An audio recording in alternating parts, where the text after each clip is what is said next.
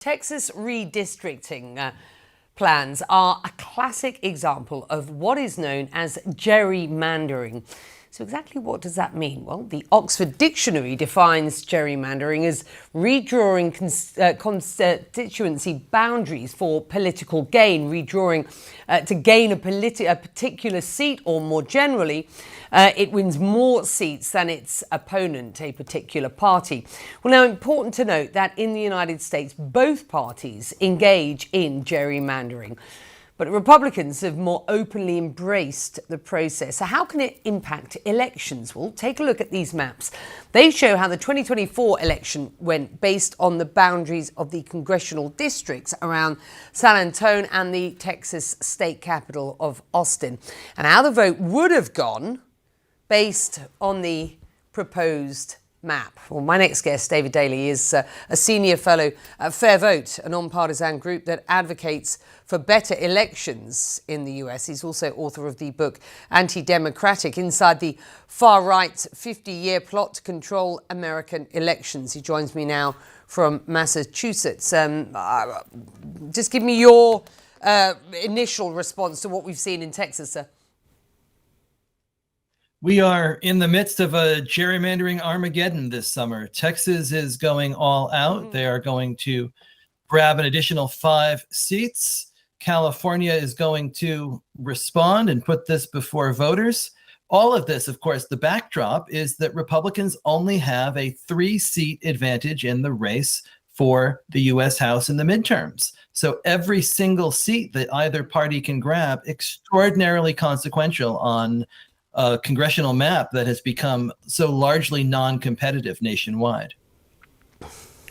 That's right, and enormously consequential, consequently, forgive me, for Donald Trump at this point, who is applauding what happened in Texas. Let's just have a look at this. There are a few cities in Texas that are affected. The proposed map on the right here shows how the 2024 presidential election would have gone if this map had been in place. For our international viewers, just walk us through this process. I mean, what sort of impact can or is this likely to have at this point as you look at things as they stand?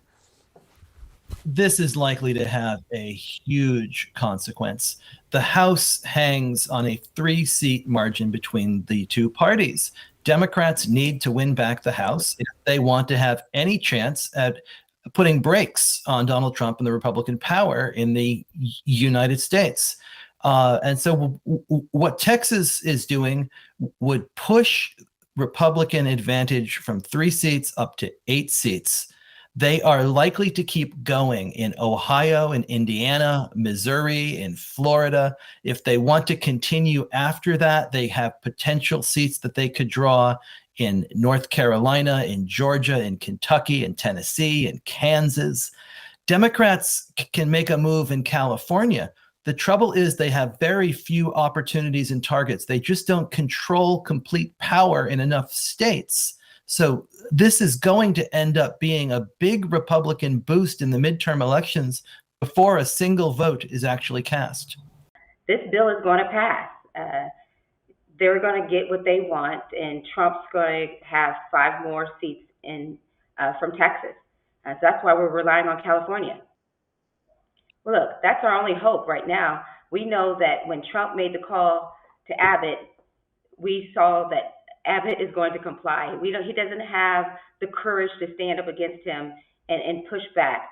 So we know that that's the only hope that we have right now, to set the legal record and have the courts take a look at it and make the decision. And the Democrats in Texas firmly believe that this is a violation of the Section 2 of the Voting Rights Act.